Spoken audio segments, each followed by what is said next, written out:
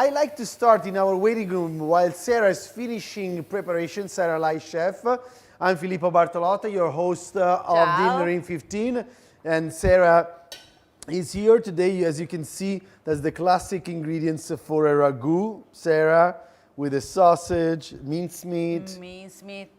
Tomato paste, carrot, celery, and onion, aromatic herbs like bay leaf and sage, and lardo. And some lardo. Then we have, of course, our extra virgin olive oil. And today is about Valpolicella Superiore Capitel Nicalo. We are with the Tedeschi family. Stay with us.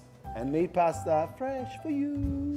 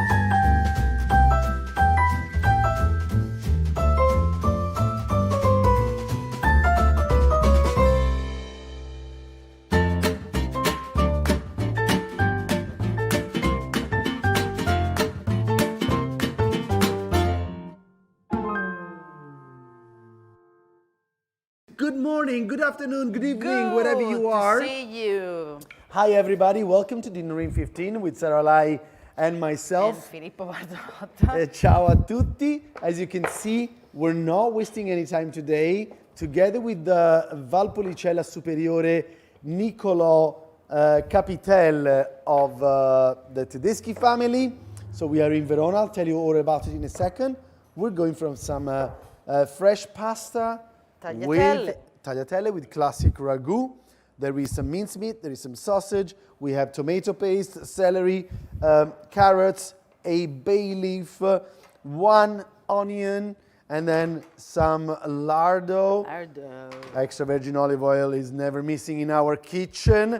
Let's crack open the bottle. Sarah, that's our pasta, but they can check how to make pasta. Of course, you can check on our website or subscribing our channel or coming to our fantastic cooking school. We have a gorgeous kitchen, fabulous.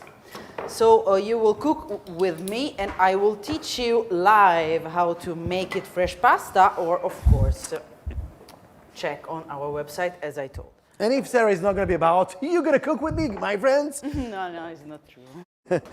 So, on our website, you will find tons of recipes. By the way, wait a minute. I'm struggling because I just inserted the corkscrew in the wrong way. How do you open a bottle of wine? Well, not like this. Look what I've done.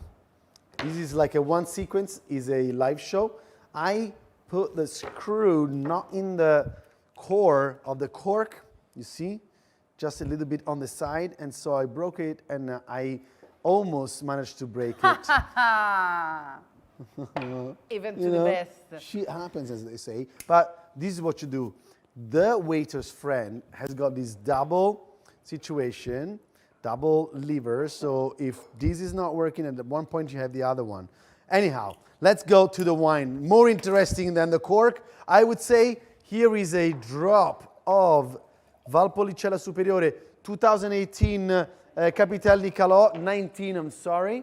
I'm going to put it here for you, Sarah. And a drop for Filippo. Voila. Making sure, there you go. Valpolicella Superiore is a little bit of a forgotten wine because Valpolicella is famous for the Amarone right now. 14 and a half something million bottles. Valpolicella Annata is a light, refreshing wine. Superiore is a wine that I think deserves more attention because on top of Superiore, there is the Ripasso, which is a wine that is made with the Valpolicella, and the leftover mark of Amarone or Recioto. So I'm going to talk about Ripasso another time. I don't want to confuse you, but this Valpolicella is made with 30% of Corvina, the backbone of every Valpolicella and Amarone, 30% of Corvinone, another variety in Valpolicella, and 30% of Rondinella, adding color and acidity. And then there is a 10% of Oseleta, Dindarella, and Rossignola. In Valpolicella, there are so many indigenous varieties. The special element about this wine here is that a little percentage of all these grapes will be dried, okay, like 10% of them will be dried like to make Amarone. So in doing that, there's gonna be an extraction of the sweetness, natural sweetness, more acidity, more flavors, and in this case, you get prunes, black cherries, chocolate, lots of dark chocolate, and a basil, note of basil, and eucalyptus. On the palate, the wine is round, it is smooth, it's very velvety, easy to drink by itself, but I guess it's gonna be smashing with our classic Italian ragu. Some people say ragu alla bolognese, right? See, is one of the many ragus that we are making in Italy. Now, one mistake that you will see clearly that I have done a very thick tagliatelle. They seems like curzul, as they do in Romagna, no? They're a very thick tagliatelle, but I have to rush. I was meant to do that. Sì, okay.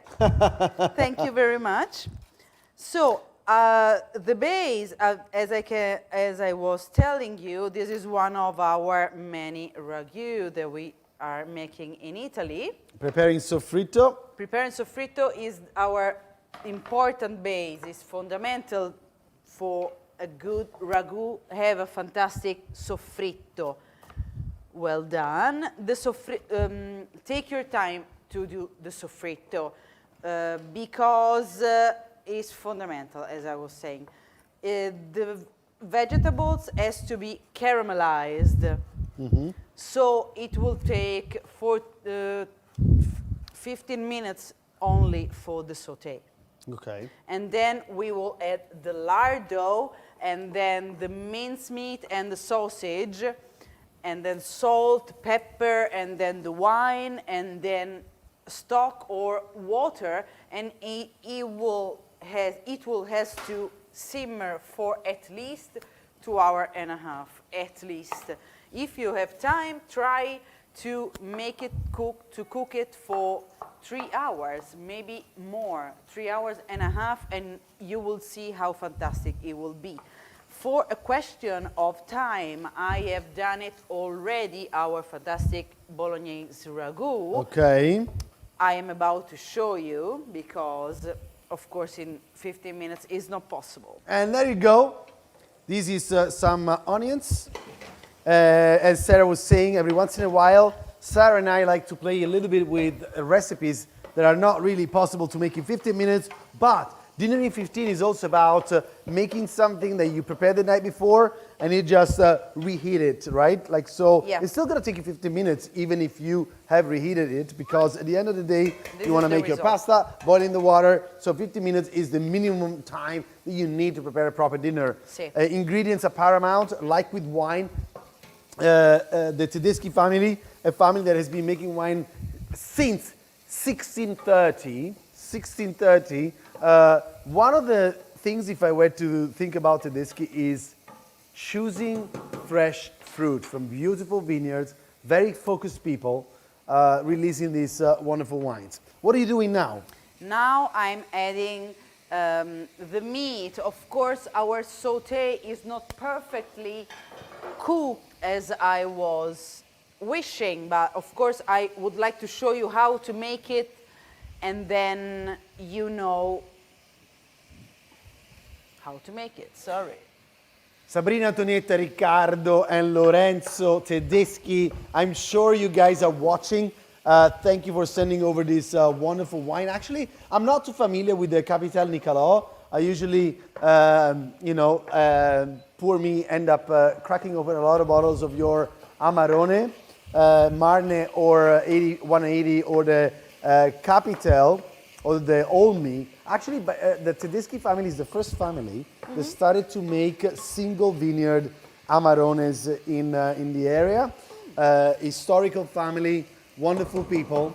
Go visit Verona. Valpolicella is a beautiful valley, 13 different valleys north of Verona. You know the amphitheater of Verona? Ghelardo. Put the lardo. The stones of the amphitheater of Verona are calcareous pink and white stones. It's the same soil where these vineyards are cultivated. 200 million years ago, there was the formation of this soil, which is a very calcareous base soil. That's why together with this super soft, supple, and round taste, you have some sapidity, some salty bites in it. So amphitheater, two beautiful mountains, and then the Alps, very fresh. Something else that you might notice in this label is that is Valpolicella Superiore, as I mentioned, which means that has to age for an extra year in comparison to the Valpolicella Annata. This ragu looks beautiful. Like always, what I'm gonna do... Can I have some red wine? Yes, you can. Ce l'abbiamo un po' di piatti pronti? Piatti pronti? No, Milo. How much do you want? Oh, the whole glass. Sorry. There you go. Once the wine is evaporated, we can add the tomato paste and eventually stock or water will be fine as well. There you go. Grazie. Very good. Here we've got our plates. Ready for simmer for as long as you can. Simmer as long as you can. And as you know, I want to try how things are brewing here.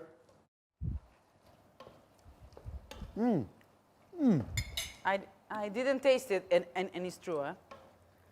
What is this sweetness? Amazing sweetness. Tomato paste and pork meat. Oh, it's the pork. What about, is there any like nutmeg or cinnamon? No. There is a lovely spiciness. Black pepper.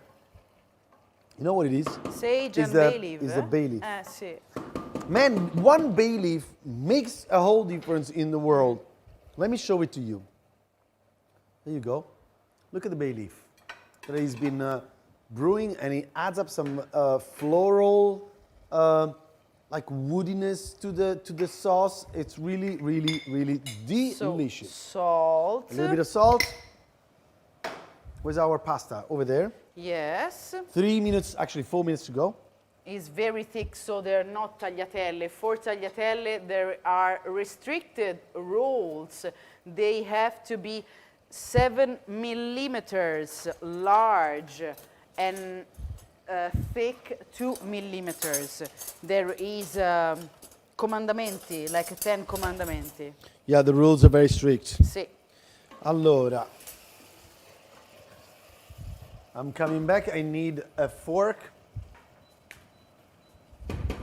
Okay, now this can stay here boiling. 3 minutes ago. Right now, tagliatelle looks like it's getting ready.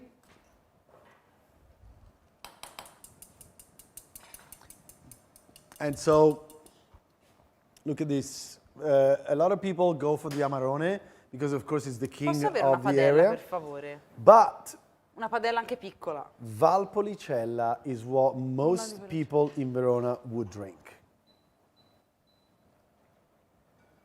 Why? Because it's easier to drink it. It has less power, way less alcohol, much easier to drink it on a daily basis. Our pasta is almost ready. 2 minutes to go.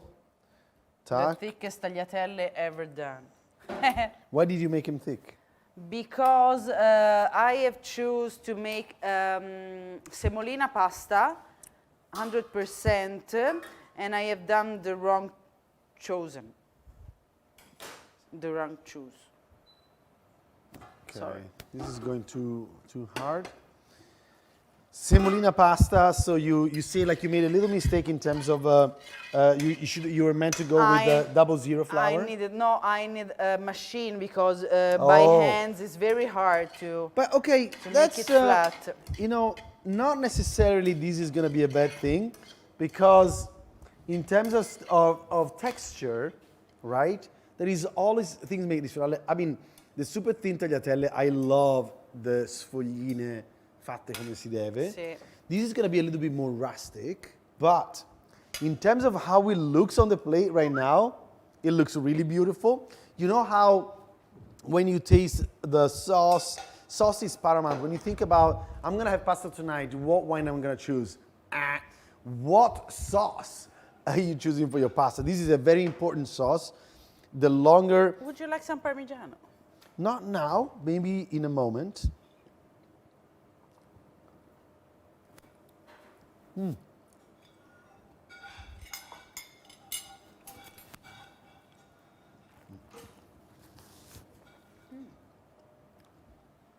I love my secret door.